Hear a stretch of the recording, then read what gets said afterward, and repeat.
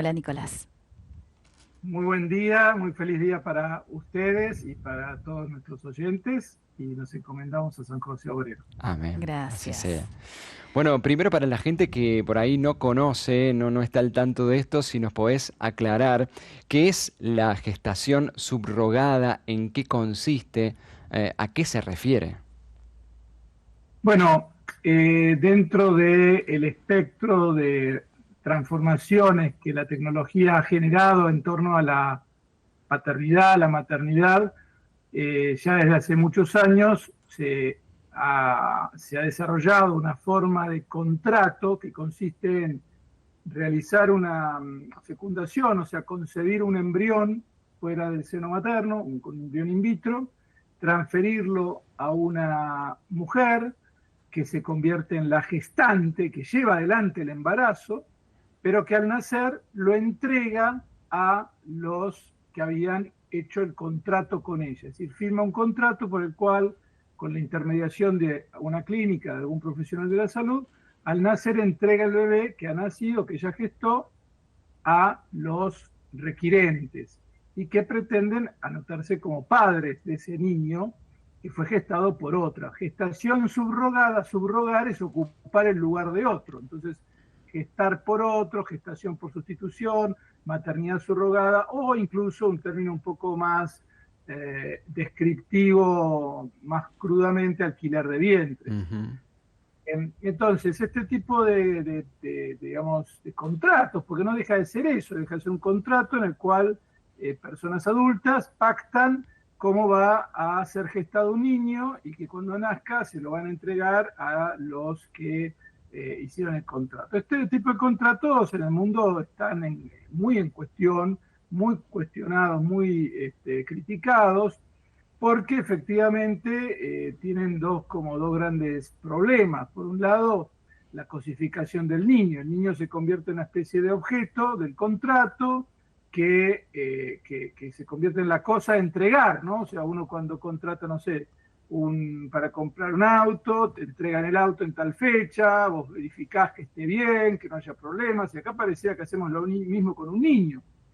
Y también por la explotación de las mujeres que son gestantes. Generalmente la mayoría de los casos en el mundo ocurre en personas de bajos recursos, que deben recurrir a esto porque no tienen otra forma de ganarse el pan que vendiendo un poco los servicios de su cuerpo, en este caso gestando a un niño, con todo lo que significa la gestación, la maternidad, como relación de una madre con su hijo, y de alguna manera lo hacen por plata, obviamente, se cobran muy buenos montos en dólares, generalmente hay un mercado reproductivo global en esta materia, digamos, los que promueven estas técnicas van encontrando distintos países, en un momento fueron los países como India, hasta que India lo prohibió, luego fue Ucrania, hasta que entró en guerra, luego de Ucrania se trasladó a América Latina, en Colombia, en Argentina también hemos tenido casos, y México, ¿no? Que es el caso que ocurre en España. Y generalmente son mujeres vulnerables, lo cual también llama la atención sobre el problema de la dignidad de la mujer,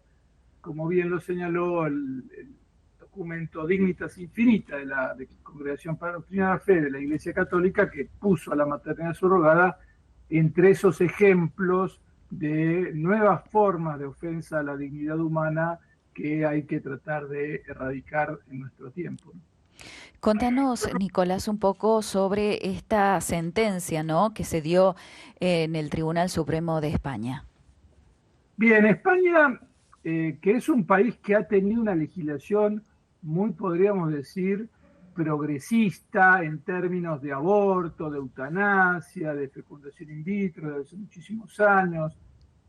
Sin embargo, en torno a la maternidad subrogada presenta una suerte de firmeza ya desde hace muchos años. Está prohibida en España la maternidad subrogada, es un contrato que es nulo, o sea, nadie en España lo puede hacer, y ha habido sentencias que ratifican esto. ¿Por qué dice España? Porque, bueno, las reglas, las leyes que establecen quién es padre y quién es madre, que habitualmente los abogados lo llamamos con un nombre técnico, que lo llamamos las normas sobre filiación, son de orden público. Ujú. Cuando algo es de orden público es tan importante que no puede quedar sujeto a la libre contratación. Nosotros en general, cuando hacemos contratos, somos libres, pero nuestra libertad tiene límites, y esos límites son, por ejemplo, el orden público, es decir, principios fundamentales de cómo se ordena un país que consideran que no pueden ser violados. Y en este caso, en España, entonces,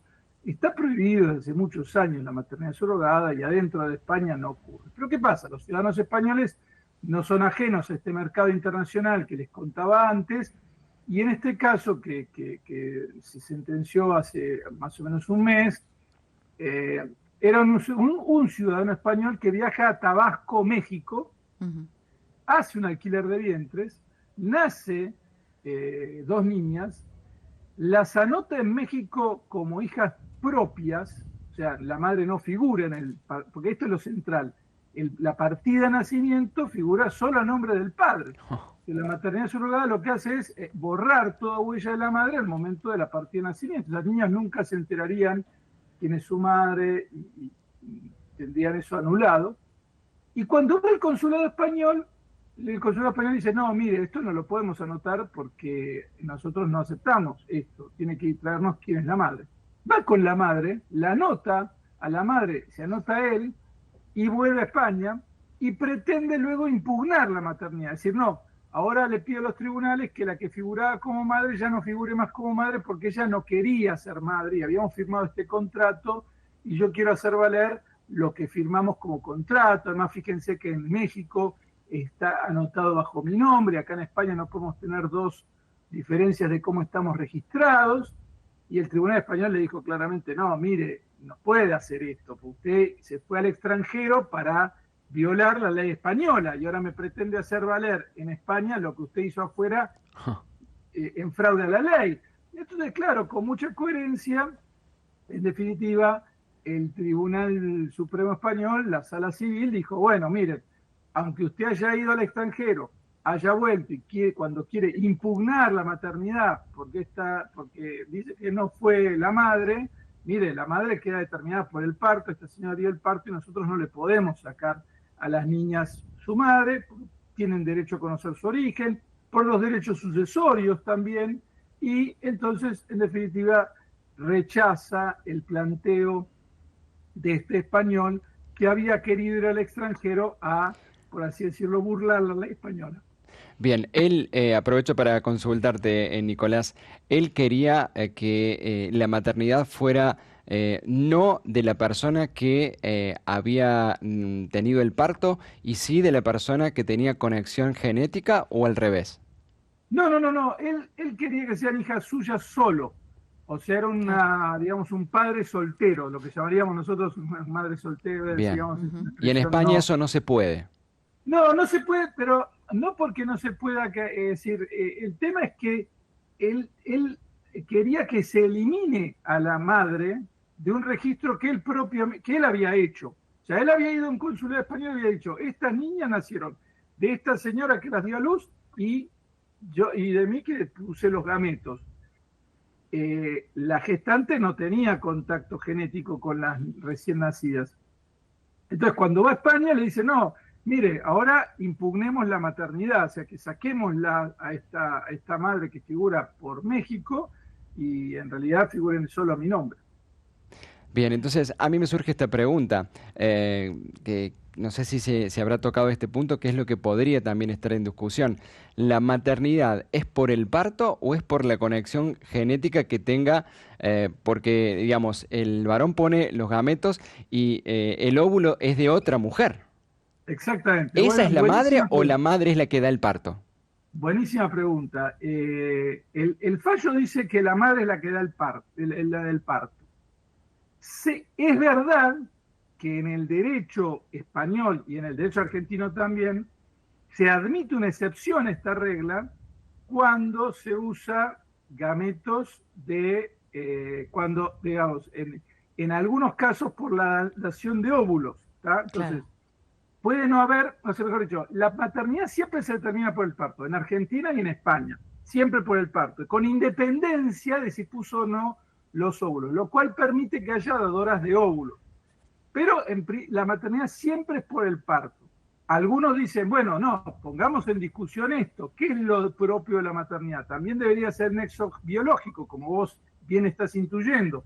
Si en el varón es el que aporta el gameto, ¿por qué en la mujer no es igual? Entonces, Ujú. bueno, para prevenir este tipo de contratos, de abusos, para ser claros en que no haya esta explotación de la gestante, se dice que no importa si aportó o no el óvulo, es la que dio a luz la madre. ¿Tá? Entonces, en el derecho, la madre es la que da a luz. Eso es así, tanto en España como en Argentina. Y la sentencia lo ratifica. La maternidad queda determinada por el parto y esto es incontrastable, es un hecho que no tiene, digamos, que además eh, es coherente con muchas otras políticas públicas. Por ejemplo, cualquier madre sabe bien que al nacer un niño, lo primero que se hace es identificarlo, se le pone la pulserita, la madre quiere verlo cerca por temor a, a que lo roben, a la pérdida de identidad, a la sustitución del hijo, o a cosas más graves como las que han ocurrido en Córdoba, ¿no? Ciertamente, uno piensa en todas las cosas toda la sensibilidad que nos rodea cuando nace alguien, que queremos que esté bien garantizada su identidad, su cuidado, y entonces, claro, el legislador por eso pone la maternidad también por el parto, porque quiere evitar otras formas de, por así decirlo, de tráfico de niños,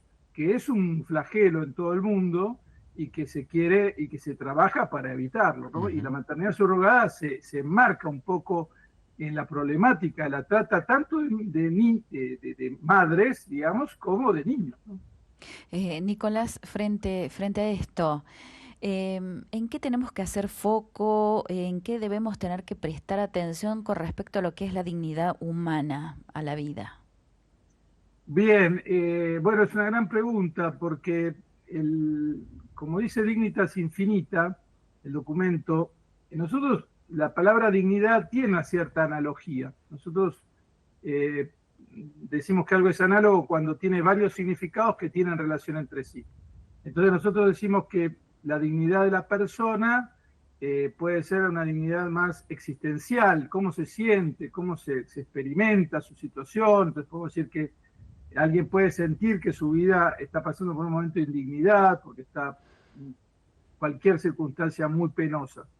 Pero también decimos que hay dignidad por cómo obramos, y entonces esta noción de dignidad a veces se asocia con la idea de que la dignidad es lo que yo quiero, porque soy libre, porque puedo elegir mi proyecto de vida, soy digno, y esta dignidad se usa para justificar la maternidad subrogada. Pero la verdadera noción relevante jurídicamente de dignidad es la dignidad ontológica, la dignidad que tenemos por el solo hecho de ser humanos, y que se la reconocemos al recién nacido, al por nacer y al recién nacido, para que no sea un objeto de un contrato. Es decir, la Claro. dignidad humana nos dice, no podemos tratar a un ser humano como una cosa, como un objeto que hay que entregar, que será medido, que será calificado de acuerdo a su calidad. Incluso se han dado casos como en Córdoba, esa situación donde una persona que había alquilado un vientre, luego rechazó al niño. O sea, dejó al niño abandonado porque no lo aceptó y se volvió a su país y la madre no lo quería y los organismos de protección de los niños se encontraron con un niño abandonado en un contrato de alquiler de vientre, que suponía que era una forma de dar vida. Entonces, hay una afectación de la dignidad ontológica, de aquella dignidad que corresponde por ser, también la llamamos una excelencia en el ser, o sea, una perfección en la forma de ser que es propia de lo humano y que es participada de Dios en última instancia, ¿no? O sea, nos viene por ser imagen y semejanza de Dios. Y después también la dignidad de la mujer, porque eh, nosotros consideramos que hay ciertos límites a nuestra libertad, entre los cuales está la dignidad humana, por la cual una persona no puede esclavizarse. Nosotros consideramos indignos que alguien se esclavice. Hoy estamos celebrando el Día del Trabajador, Ujú. que es una conquista de la dignidad humana, los derechos del trabajador, una pelea por reconocer que en el trabajador no hay un mecanismo, un engranaje de la maquinaria productiva, sino que hay una persona humana que necesita tiempo de descanso, que necesita derechos sociales, que necesita vacaciones, remuneración justa, bueno, todos los derechos sociales me viene a la memoria la Orem Exercens de Juan Pablo II, donde él habla de la dignidad del trabajo, tanto objetiva como subjetiva. Y bueno, y también entonces la dignidad de la madre, que no podemos considerar que vender el cuerpo para gestar a otro sea conforme a la dignidad humana. Y aunque la persona sea libre, aunque diga libremente, bueno, yo quiero hacerlo, nos parece que hay un tope ahí, que es, no es posible todo, que sea sujeto de contrato. La maternidad no puede ser privatizada en este sentido, es algo que nos interesa al derecho, que no la podemos dejar a merced de los contratos individuales, y bueno, y por eso hay una crítica a la dignidad, mejor dicho, la maternidad subrogada importa una afectación de la dignidad de la mujer, de la gestante, ¿no? En tanto es tomada como medio, el proceso de gestación se convierte en una especie de servicio remunerado, cuando es el momento de mayor intimidad que se puede dar entre dos seres humanos, con una enorme trascendencia existencial, espiritual, personal, psicológica, como es quién te gestó, quién te dio a luz, y todo eso queda opacado por un contrato mercantil en un contexto, digamos, demasiado tecnocrático. Es clave esto que decís, creo, Nicolás, para la mirada de distintas cosas que ocurren en la realidad, ¿no? Porque a veces se intenta confundir o se caen en falacias como el derecho a ser padres cuando se obvia, queda fuera, queda ignorado el punto que estás marcando, que es la dignidad de esta persona que estamos hablando, de un niño, ¿no? Que está ante todo otro derecho antes eso. Sí, yo quiero ser muy claro en esto, siempre lo trato de precisar. A mí me parece que la respuesta jurídica tiene que ser claramente contraria, hay que buscar la abolición de la maternidad subrogada, como lo está impulsando a nivel internacional una declaración de Casablanca, que es un grupo de juristas que se reunieron en esa ciudad en 2023 y a partir de entonces están promoviendo en el mundo que se apruebe una declaración internacional para la abolición de la maternidad subrogada. Han hecho un congreso en Roma en 2024, hacen un congreso ahora dentro de un mes en Lima. Hay una movida internacional muy fuerte, países como España están muy firmes en esto. También Argentina ha reforzado sus herramientas jurídicas. Dicho esto, entiendo que puede haber, desde el punto de vista subjetivo de los requirentes de la técnica, unas nobles intenciones, unas buenas intenciones, incluso una confusión. Por eso es muy grave lo que hacen los profesionales de la salud, los profesionales del derecho que facilitan este tipo de contratos. Primero porque lo llevan una incerteza jurídica. A alguien que hoy en Argentina le digan, vení a hacer un alquiler de vientres, en el fondo le están prometiendo algo que no se va a dar, porque y cuando lo hicieron hace 2 años o 1 año, y estos casos que ahora surgen, era claro que en Argentina no se podía hacer alquiler de vientres. Pero hubo gente temerariamente le ofreció a otros, venía a hacer un alquiler de vientres a la Argentina, pagó un montón de plata. Entonces, yo trato de ser muy indulgente con las personas que empezaron el tratamiento. O sea, no puedo entrar, quiero dejarlas afuera de toda consideración, porque bueno, no puedo entrar a juzgar Claro. Sus intenciones. Presumo la buena fe, diría yo, ¿no? Puede ser que haya casos donde esto sea claramente, sepan bien lo que están haciendo y sea más reprochable, y otros casos que realmente no entiendan, no le haya sido claro la forma en que se lo explicaba. Lo que sí me parece absolutamente condenable es la actitud de profesionales de la salud, profesionales del derecho, comunicadores, o sea, gente que haya promovido todo esto a lo largo de los años y que conscientemente saben lo que se está haciendo, quiénes son las mujeres pobres que se recurre para la maternidad, a las que se aprovechan de su vulnerabilidad, y eso sí me parece que es claramente el foco de nuestra, digamos, condena, de nuestra firme oposición, se encuentra hacia esas conductas de conciudadanos nuestros que no han tenido un comportamiento que sea conforme a la dignidad. Y me parece que es enormemente reprochable. Distinto es las personas que en su buena voluntad pueden haber pensado que esto podía ser una forma. No puedo, digamos, generalizar, Ujú. porque puede haber muchísimas Sí, sí, sí. variedades de situaciones. Acá hay una pregunta, Sí, sí. sí, para Nicolás. Dice, buen día, saludos y bendiciones. La pregunta, Nicolás, es si ese embrión in vitro es de la pareja que contrata a la gestante, ¿tiene derechos hereditarios si la gestante no cumple con el contrato? Muchas gracias, Tarcisio. Bien, es digamos, el impacto de la gestación subrogada sobre la filiación y en consecuencia, una vez establecida la filiación sobre los derechos hereditarios, es una verdadera, digamos, es un intríngulis absolutamente imposible de desentrañar, porque el caso que nos pregunta el oyente apunta a si se arrepiente la gestante y la vinculación con los progenitores diríamos, los que tuvieron la voluntad y lo Sí, portaron sus gametos.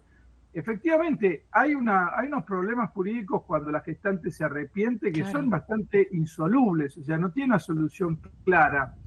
En general, los ordenamientos jurídicos van a considerar el contrato de alquiler de vientres como nulo y van a establecer la filiación por el parto en cuanto a la madre y por los gametos en cuanto al padre. Y ahí va a estar la determinación de la filiación. En los ordenamientos jurídicos como el español, que consideran que la maternidad subrogada es un contrato nulo. Entonces, si es nulo, se determina por el parto y el padre será el otro. Y esos Ujú. serán los derechos sucesorios que surgirán. Por Bien. supuesto, digamos, esto se complica en muchos otros casos, que a veces puede haber dadores de óvulos o dadores de gametos, pero bueno, ahí habrá que ver en cada ordenamiento jurídico, porque en última instancia las sucesiones se rigen por cada derecho Ujú. particular. Respecto a la gestación subrogada, llegan algunos mensajes que de alguna manera hablan de un contexto que lo favorece, como es lo que dice Silvana de Córdoba.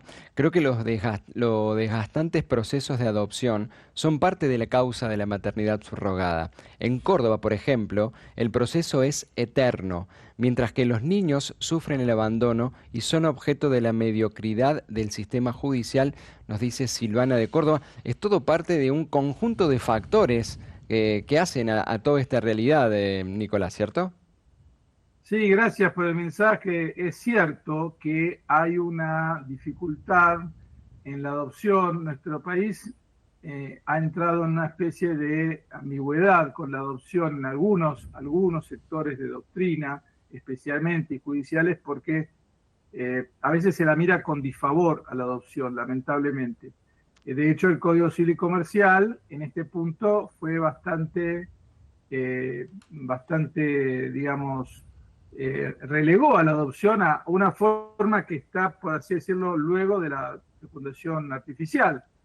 Eh, yo creo que obviamente que también la adopción es una herramienta de último recurso, una herramienta jurídica enormemente valiosa que requiere una prudencialidad, requiere un conocimiento, porque tenemos que cerciorarnos de que la madre que está digamos, dando en adopción, como se dice habitualmente, a un niño, no lo haga por pobreza, no lo haga porque de otra manera quisiera, sino que realmente sean las circunstancias que habilitan la adoptabilidad. Eso nos lleva un tiempo, eso se lleva un tiempo, pero donde está el mayor problema es en una cierta ambigüedad de la norma y sobre todo de los operadores, como bien dice, depende cada caso. Yo no quiero generalizar, no conozco el Poder Judicial de Córdoba, no quiero generalizar, habrá que ver en cada lugar cómo opera el Poder Judicial y los organismos administrativos que también tienen mucho que decir en esto, de niños, en cuándo se considera que se ha roto el vínculo con la familia de origen. Porque la ley pone en cabeza, digamos, del juez o del órgano administrativo, si no me equivoco,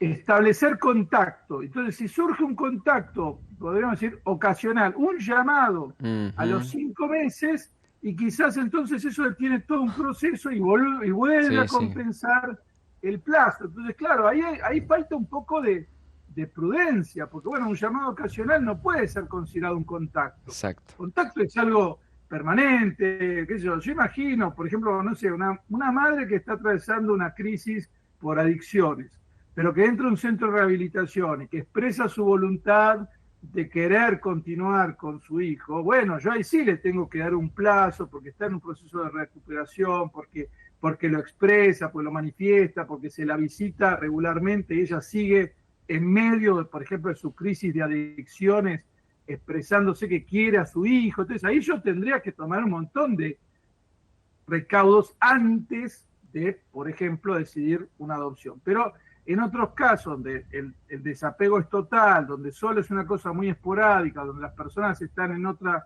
formas de vida y qué sé yo, donde hubiera delincuencia, claro, lo que ya fuera, no es conveniente. me parece que el Poder Judicial debería tomar intervención. El Poder Judicial debería tomar una intervención más clara, más inmediata. Exacto. Bueno, esto es muy prudencial, ¿no? Entonces, bueno, esto hace que el asunto no sea tan claro, ¿no? Sea complicado.